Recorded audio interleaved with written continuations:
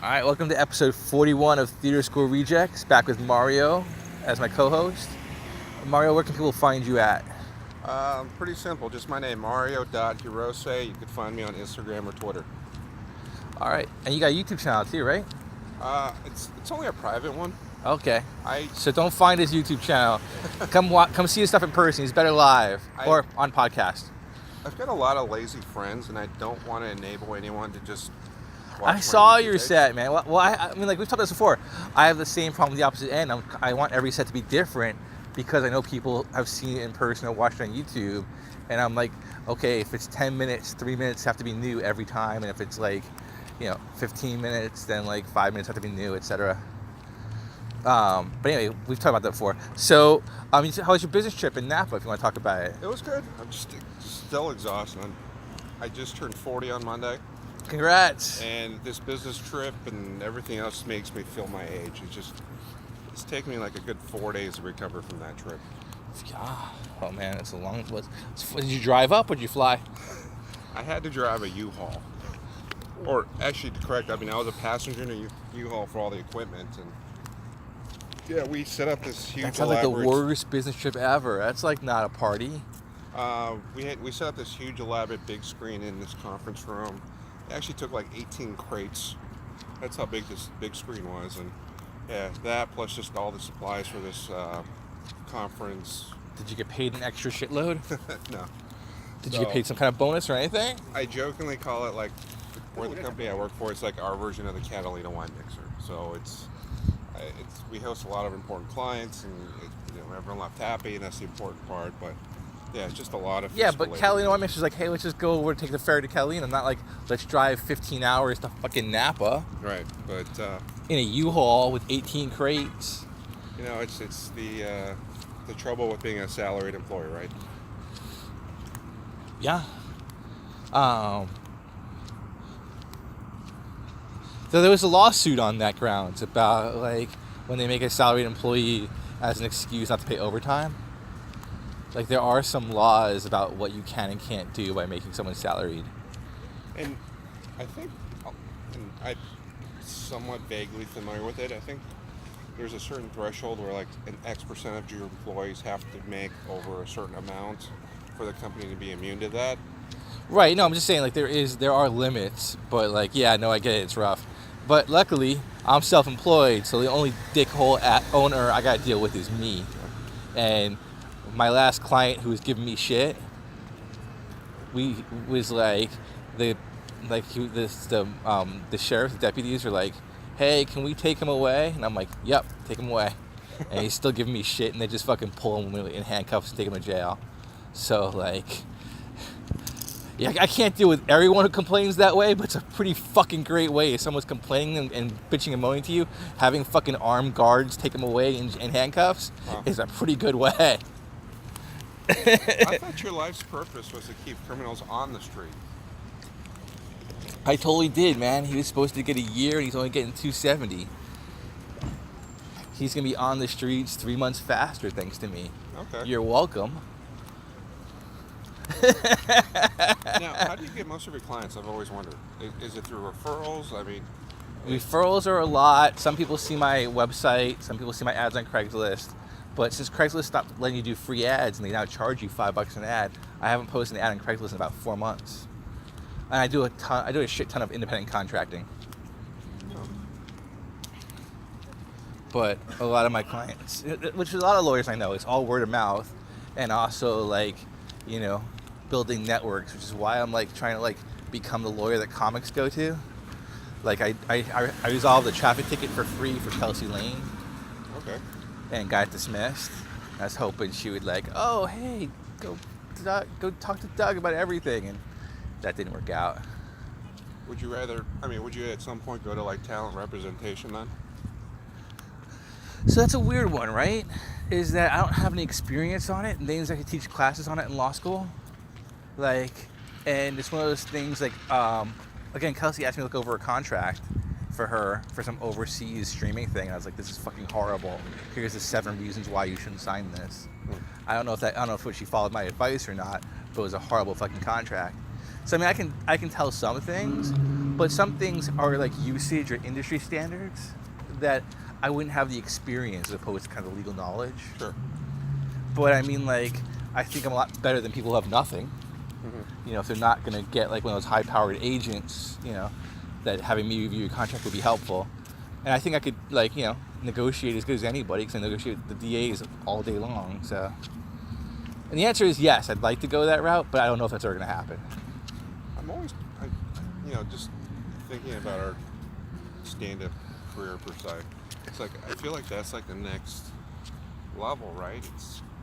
It's trying to get like some kind of representative to help you get gigs and Yeah, oh yeah. prominent things, and it's like, Have you looked into it? no, it's Well, there's a comic who I might book for one of the shows coming up.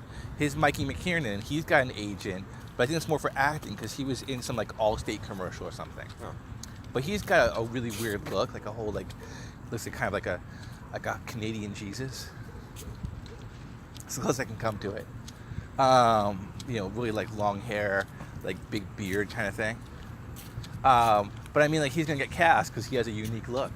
Like when they need somebody with that look, there's not many people who have it besides him. sure. Like when someone said to Vern Troyer, like there isn't a lot of work for you, but when someone wants someone like you, you're gonna get the gig. Now, I was telling another comic just a couple days ago. I say, look, it's like I have no problem being your Rob Schneider. So, I mean, yeah, it's Meaning like I'll just cling to your tailcoats, yeah, your coattails, and just freaking ride along to fame. absolutely. Yeah, that's not bad. I mean, I don't know. I'm hoping. I was talking to Carissa when she posted her thing about the her Me Too show, the fundraiser they did in Huntington Beach. I didn't know it was a fundraiser. If I knew it was a fundraiser, I might have went and shelled out $20. It was more like I didn't feel like going to Huntington Beach than anything else. Right. But she just posted it, and I was like, look, it's a group, and like, well, I mean, like a couple of different things. Like, one, I hope it's like a community. Like, hey, post the show you're gonna do, but be like, hey, I've got some comp tickets I want to offer them to the Theater School Rejects crowd first if you're available. You know, or like, hey, you come out to my show and I'll do my best to come out to your show. Like she just put the flyer out there, and I'd rather people like engage with the community in some way. Like, I'm Right. totally cool with you putting your flyers out there. I encourage you to do that. But also, like, if you have a show and you're like, hey, this show needs a couple more comics, I want to post it here. I mean, of course you can post it with other groups too. I'm not saying like you have to be a cult or anything. I'm just saying like I would like people to reach out to other Theater School Rejects and to like, you know, hey, come to you first or come to one of the first few groups I'm coming to. Anyway, it's sort of a rant, but a bit like, but you know, the coattails. I mean, like, maybe we can't like drag each other in the coattails, but we can all help each other out a little bit. No, it's like I've been reaching out to comics even this week. I mean, there's like an audition at the Ice House tomorrow. Oh yeah, that's right. Every Saturday, right? What time? Right. It's the first Saturday of the month. Starts at 4:00. I told Richard about it. He's going. You told me before it goes all day. It's fucking horrible. It's you know what I mean. It's an audition, so it's like I can't complain, and they booked me. So I mean, I got to be. Yeah, just but I haven't booked thankful. the Ice House, and like, you know. And granted, it's still stage 2, which would be equivalent to like the B room or the U room for flappers. But Yeah. you know, it's. I don't want to it's shit all a gig's a over gig, it. Just but- like I don't want to. Like, there's time and effort and reward, and I'm just in a different place. Like, my back is all fucked up. Sitting for 4 hours in the same thing is like hell on me. Right. So like when you're like, I'm gonna sit for 4 hours, you think, oh, that's just a waste of afternoon. I'm like, that sounds like fucking torture, and the gain from it is I might get to do 5 minutes of the fucking Ice House stage 2. Okay. So like, that's sort of. Well, I mean, to me, it's just, I mean, during your network, it's actually a 10-minute set. Oh, nice! Congrats. Yeah, and everyone that gets booked there is a 10-minute set. And I guess you kind of never know. It's like I like making new friends, and especially when they're comedians. So, you know, it's just another gig where I get to meet new people. Yeah. Well, you do. And you just introduced me to that new Felice. Is that her Yep. name? Yeah. And I asked her if she wants to do the roast battle because right now we got 7 contestants. Because I'm try to keep you and Richard out of it, like I said, because you guys are like the finalists from the first round, and like I don't want people like, oh, it's Richard and Mario always win, because you guys are good. Now, when is your roast battle at the Comedy Store? That's exciting news. Right? I'm super excited about that. September 24th, 25th, whatever that Saturday at 10:30 is. Okay. So like the last Saturday of the month. Now, how did that happen? I mean, that's big time. Well, it kind of is and kind of isn't. I mean, like they bring in new comics all the time for that, but you do get to see what's that guy Jeff who runs all the fucking roasts. So there is some celebrities that are going to be there, and that's fucking cool. But I talked to Jacqueline Pissarro or Kelsey Lane, one of those two, possibly both, and I asked about, hey, you guys do the roast battle. What's it? How do you talk? Who do you know? It was probably Kelsey Lane because she like did it 3 times. She goes Jay Light, and he's on Facebook. And he's the one who books that. And she's like, but you have to have a partner. You have to have a partner ahead of time. So I asked Kelsey, hey, do you want to be my partner? And she's like, I've done like the last couple months. I really don't want to anymore. And I'm like, okay. So I went to Richard because, he's been kind of like the stalwart theater school reject. We've been kind of partners for a while now. And I'm like, hey, you want to come roast battle with me? And he's like, yeah, that'd be awesome. So then I just contacted Jay Light, sent him a message, and said, hey, you want to do this? Can we do this thing? He's like, yeah. How's September 25th, 10:30? I'm like, sounds great. Can't wait. I mean, yeah, the Comedy Store has like their shows, and they're very clear about, okay, these are our shows, and here's the lineup. But I mean, it's such a famous venue. It's like you're performing at the store, and no, but Richard's already booked there too. Like he got booked there before. Like I think he reached out like as I was reaching out to Jay Light simultaneously, but he got booked there separately alone, and then we're booked there together on the 25th. I actually helped Richard get that booking. Man, nice. How'd you do that? There's kind of an independent producer that works for the store, so yeah, if you're wanting the one issue is that it's a bringer show. Right. He's So- got to bring 5 people. Yeah. So that's the biggest comment. I know a lot of comedians, comics don't like doing those shows. My argument for it is that it's still a 10 pull on your schedule to be able to say that you're at the store, and there's really good networking opportunities, and just the fact that you say, hey, you're at the Comedy Store. Yeah, Even well- if you do it at least just once. I mean, I'm on the other side of that as a producer, right? But what I've been trying to do, and some people give me shit about this, but I'm like, I don't not book anybody because they don't bring people, but I give you extra minutes if you bring people. Like Well, which is what Flappers does. Flappers doesn't do that. I brought like 5 people and they still give you the same set. They don't expand it. Oh. That's my thing. I mean, maybe other people do it too, but I do it. I've been doing it since the show started. Flappers, you walk in, they don't care how many people there. You just boom, there's your time. There's your sked. There's how many minutes you get. I thought they reward you with extra minutes. They say they do, but I've never seen them do it. Oh. I mean, I've seen that on their website, Right. but I've never seen it in practice. Have you performed Flappers a lot? A handful of times, and Did they Yeah, ever you're give right. you I extra think- minutes? I think the first or second time they booked me, they were like, hey, if you bring 5 people, we'll give you 5, et cetera. Yeah, there's one show that's specifically set up like that. That's like however many people you bring. But I've never been booked for that show, and I've never seen it happen at any other show. But yeah, the other book shows, like we've both done Thursday. It's Yeah, like, here's 10 your minutes. minutes. Yeah, or 5 minutes or 10. Yeah. Right. I used to do, and I liked it. To get a 10-minute set there, you could buy their video package to get it on tape, and I did that twice. But then I was like, I started doing the producing shows at the yoga studio, and I'm like, I can pay $50 for getting on tape and do 10 minutes, or I can fucking produce a show and give myself 15. Right.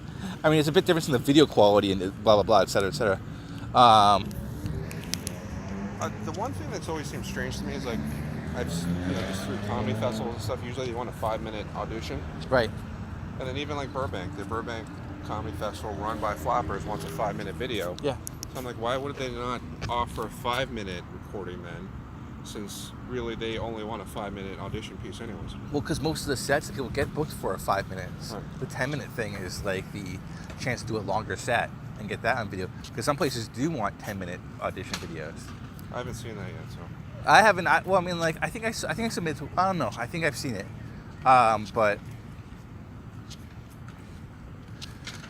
anyway, this is the grind of comedy. But I mean, seriously, like, $50 for it. I'm really excited. I don't know if anyone's reached out to you, but the August shows, Richard's gonna book that for like August 12th. He's got 10 days to put a show together. Which, yeah. he put me in the bullpen for that. I said, look, it's that date specifically. It's hard for me to bring people to that show. I want to make sure to help the show by bringing people. And I told him, it's like, look, it's a hard date for me. If you need a comic, I'm more than happy to do it, but I'd rather see him book comics that can bring people first. Just, I want to see. Well, I wouldn't, that show but succeed. like I saw that, like he talked to me. I was gonna do it the fourth Sunday again, like I did, just last week, which was a disaster that I'm not talking about right now.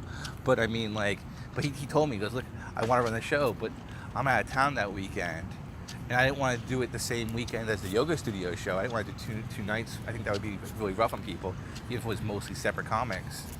So I'm like, it was either this fucking Sunday or next Sunday, and I figured 10 days is better than 4. So, and like, the first show was so bad that I almost got stung and said, fuck it, not gonna do this venue anymore.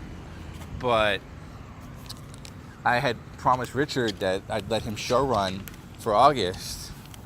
So I'm like, hey. But I mean, there's room for you, dude. I mean, like, even if you can't bring people, that's sort of not a bringer show. Well, it's just I'm setting my own standards for, helping to support a show. It's either A, bringing people, B, helping out with the event management of it, or C, like, and I think the given is that you should promote on social too. And yeah, which you would. It's just a matter of it's not a good day for you. Well, I don't know. Anyway, it's his show. He's gonna pick who headlines, who MCs, etc. I was giving him a hard time saying it was gonna be like 14 roast battles and he's gonna give himself a half hour, but I'm pretty sure he's not doing that. I'm curious who he chooses as headliner, who he chooses MC. That's part of why I'm like looking forward to the August shows of just like not being the person running it. I'm just gonna show up and do my 10 minutes, and then everything else is up to other people. Right. Like Veronica reached out to me. She's like, "Hey, I got designed flyers. It's like, you have any ideas?" I'm like, flyers. That sounds like a showrunner problem. Which sounds pretty dickish. And if you're listening to this, sorry, but that's I'm not doing that, like, not helping, not to be a dick about it. I'm just like, hey, this is like a learning experience, and learn. She actually, I liked her poster, so it's funny. Her and I were exchanging a couple messages. I said, oh, if I was going to run the show, I would have done like a Brady Bunch themed artwork. Yeah, she said that, and she's all inspired to get some comics, like looking up and looking down and making like a Brady Bunch art. All right, let's turn around and head back to my car and start sword fighting. But yeah, well, I know you're probably giving her advice, but that's different though, at least in my head, because I'm like, when you're producing a show, you can ask comics to help you. Like, so I'm like, and that's part of your resources, and part of being a producer is like asking, people to help, whatever it is that you need help with. And she did that whole damn thing on her phone too. Oh, wow. Which, like, I bought her a laptop, like, the first month we were dating. So I don't know why she was using her phone, but using her phone she did. But yeah, I thought it came out really well. Better than some of my 40K themed flyers. Although I actually really love my 40K themed flyers. I'm assuming you played Warhammer then, or back in the day, or even now? I haven't played, so I just, you gotta come out to the HEMA at CSUF Fullerton. I think, you don't have to, but I think you would really like it. Veronica had a really great time. She came out on Wednesday, and they're all 40K heads. Huh. And, but I used to go to that store. They used to have the Warhammer 40K Battle Bunker in Westminster. And I used to camp out there like on Saturdays when I had a Dark Eldar army. But that was like freaking 15 years ago. Oh, like way back when, like, Fullerton used to have a store called Game Castle on Chapman.